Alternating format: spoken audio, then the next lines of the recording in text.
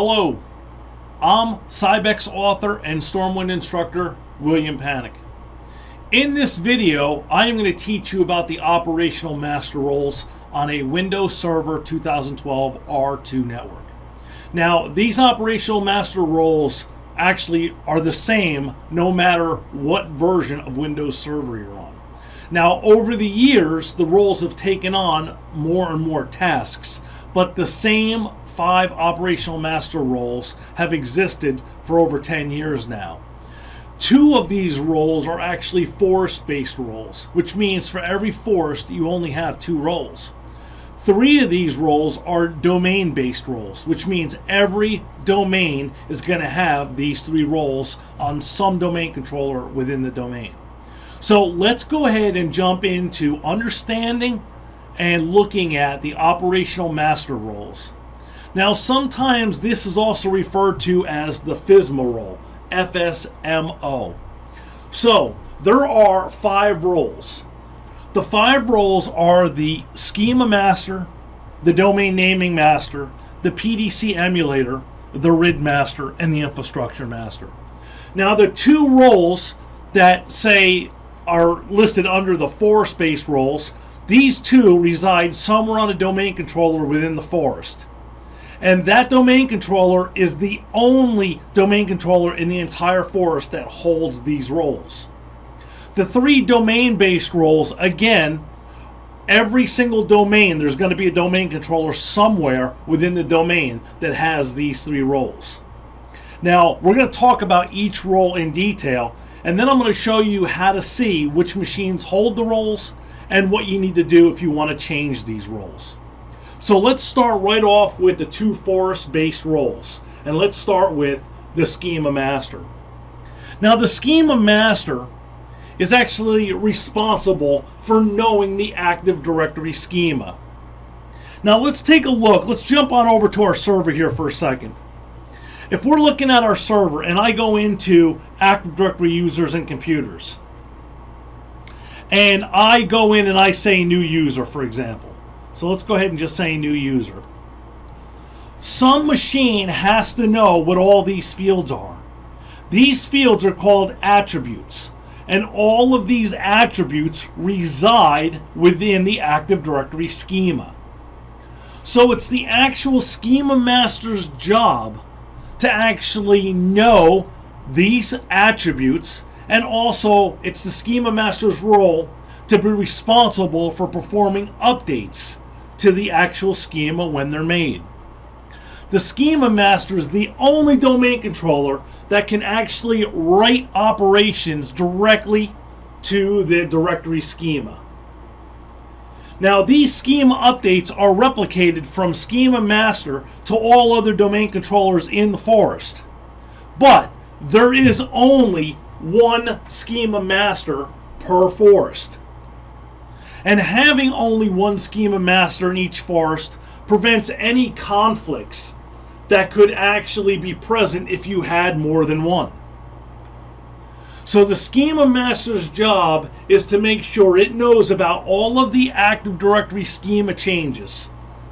And it's the Schema Master's job to actually perform the right operations to the Active Directory schema. Now, the second forest-based role is the Domain Naming Master. Now, the Domain Naming Master's job is quite simple. Its job is to make sure that no 2 domain names get repeated within the forest. So whenever you add a new domain or an application directory partition to the forest, the Domain Naming Master makes sure that they have not been repeated. The Domain Naming Master also helps make sure that when you remove existing domains or application directory partitions from the forest, that they get removed. So the Domain Naming Master's job is basically just to sit out there and make sure that the Active Directory hierarchy doesn't get compromised by having 2 domains or application directory partitions that are the same. Now, the first domain-based role we're going to talk about is the PDC Emulator. Now, this originally, PDC stands for Primary Domain Controller. Many years ago, in the NT351, NT40 days, we had a PDC-BDC relationship, a primary domain controller, and we had a backup domain controller. And these two machines worked together with what we used to use in the old NT351 and 40 SAM, the Security Accounts Manager's database. Well, what happened was, when Microsoft moved to Windows Server 2000 and beyond, 95, 98, NT351, NT40 machines, they needed a PDC emulator so that because they needed to actually log on using a PDC. It was built right into the operating systems of 95 and 98 that if they were going to log on to a domain, they had to find a PDC. So the PDC was originally created so that it could replicate an old NT40 or NT351 PDC. Now, in today's day and age, most of us, and probably all of us, are not using 95, 98, NT40 anymore.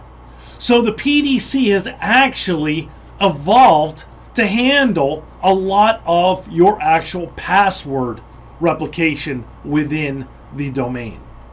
The PDC emulator emulates an operation. It's part of an operation master. And what it does is it receives replication of all password changes that are done within the domain. It's also the source for the latest password information whenever a logon attempt fails as a result of a bad password. Now, the PDC emulator is also the preferred point of administration services, such as group policies or DFS. Because of this, the PDC emulator is a very important role.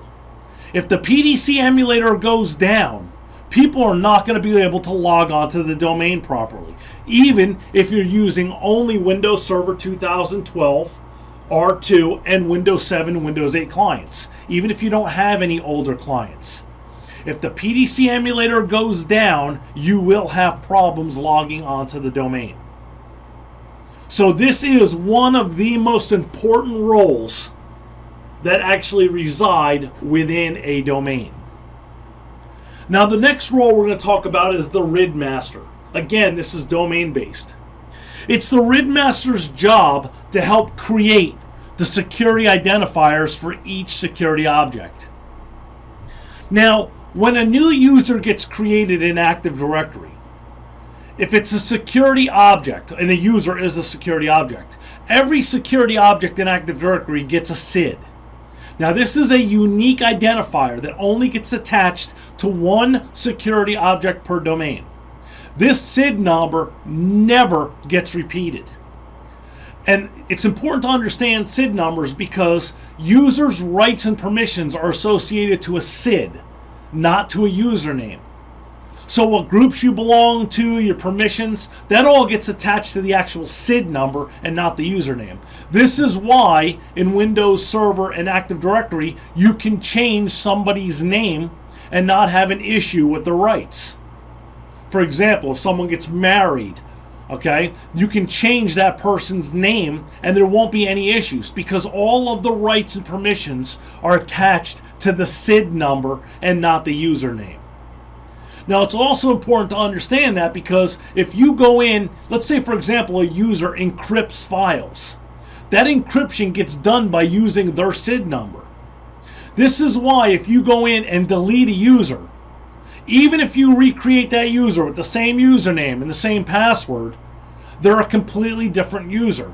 Because when that new user gets created, they're going to get another SID number, another unique SID number. And because the SID numbers won't match, there'll be two completely different users in the eyes of Active Directory. This is why it's always a good idea to never delete users when they leave. Okay, if they get quit or get fired, it's best to just disable the account, change the password, and put them in an OU, like an organizational unit called terminated, and lock down that OU. This way, if you ever find out that a user did encrypt stuff, or for some reason you need to log in to that user account because you need to access something with the SID number, you can do it. So it's very important to understand that SID numbers are what the Active Directory actually attaches everything to, and not the usernames. It's the RID master's job to make sure that no two SID numbers get repeated. So that's all it does. It helps create a unique security identifier for any security principal within Active Directory. Now, the final domain-based role is the infrastructure master. Now, the infrastructure master's job is to basically understand and be able to reference all the local users and all of the local resources within a domain. Now, here's something that's very important to understand. The infrastructure master understands the domain's infrastructure. It understands what objects are within that domain. Okay, so its job is updating object references and to know object references. Well, this works a lot like another Active Directory tool that we use called the Global Catalog. The Global Catalog is actually responsible. It's like an index for Active Directory. It knows where everything resides within Active Directory. Now, an infrastructure master, it's not exactly the same thing, but it's kind of a smaller scaled down version if you think about it for the domain. Now, why is this important to know? Because a global catalog and infrastructure master cannot be on the same domain controller. Okay? You need to make sure that you place your global catalog and infrastructure masters on separate domain controllers from each other. If they are actually placed within the same domain controller, the infrastructure master will stop responding. The global catalog will take precedence. So you want to make sure that your infrastructure master is on a completely different domain controller. Watch for this, especially if you're going to take Microsoft exams. Make sure that if Microsoft shows you the roles and they show you the infrastructure master, that it should not be on the same box as a global catalog. If they do, this could be causing an error. And this happens in the real world too, so that's why Microsoft may ask you about it on the exam. So be aware of that. So at that point, you would just want to move the actual FSMO role for the infrastructure master to another domain controller. Now, if all of your domain controllers are global catalogs, then you're just going to have to live with the infrastructure master pretty much not being there. All right? It's not going to cause that much of an issue to where, but if you have a larger forest, then it can. So, if you only have one domain controller in a small organization, it's not really going to matter. But if you have a lot of domain controllers, you have a lot of domains, you have a couple trees, you got to make sure these two roles, the global catalog and the infrastructure master role, are on separate systems. Now, how do you check to see where these roles reside? Well, you can go into Active Directory users and computers to actually check for the domain-based roles. Active Directory domains and trusts will show you where the actual domain naming master resides. But there's an easier way to see where all 5 roles reside. Let's go back out to our server here for a second. And what we're going to do is we're going to just go on out. By the way, we're still in Active Directory. So if I actually click on my domain and right click, I can actually click on Operation Master Roles. And at this point, I can see the RID, the PDC, and the infrastructure master and where they reside. And by hitting the change button, I can change them to another system. Now, what if I want to know where all 5 roles reside? There's a really easy way to do this. If you go out to a command prompt, while you're at a command prompt, all you have to do is type in netdom query FSMO. And when you hit enter, it'll go out and query to see who has the roles. And at that point, it'll come back and show you where each role resides. Now, in this lab environment, we only have one domain controller, so all 5 roles reside on the one domain controller. But by doing the netdom query FSMO, that'll actually show you where they all reside. Now, what if you need to transfer these roles? Well, believe it or not, if you want to transfer these roles, it's very easy to do. Two things have to be present. One, the machine that holds the role still has to be operational. And two, you need to have the right permissions to do it. For example, to change the Schema Master, you have to be a Schema administrator. To change the domain master, the domain naming master, you have to be an enterprise admin. To change the PDC emulator, you have to be a domain admin. To change the infrastructure master, you need to be a domain admin. And to change the RID master, you need to be a domain admin. Now, if the machines are up and running, you just go into Active Directory, pick the role, hit the change button, and there's nothing to it. The problem comes into play if the server that's holding the role is not operational.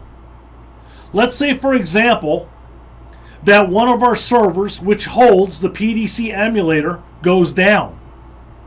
Now, I need to transfer that role, but I can't transfer it by just using Active Directory. It won't work. So what you have to do is you have to go in and you have to say, seize control of the role. And that's actually what it's called. You're seizing control of the FSMO role. Now, to do that, you do it right through the NTDS utility. So if we come back to our server and I type in NTDS util, I'll put in a question mark here, and let's make this a little larger so that you can see it.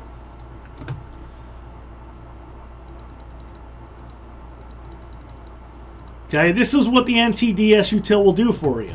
All right, there's all kinds of things like changing the actual directory services restore password. When you do an authoritative restore, you do it here. But another one here is under roles. And it says here, this manages the NTDS role owner token. So by going into roles, you can actually, from the machine that you want to seize it, I go to that machine, and I come out to the NTDS utility, and I seize control of the role that is down. You need to make sure you do this, because, for example, if the PDC emulator goes down, people are not going to be able to log on to the domain properly. So you need to go out and seize control of the role. Now, one of the most important things I'll actually tell you is that when you're done and you get that machine fixed, okay, the original machine that had the role, do not bring the machine up onto the network.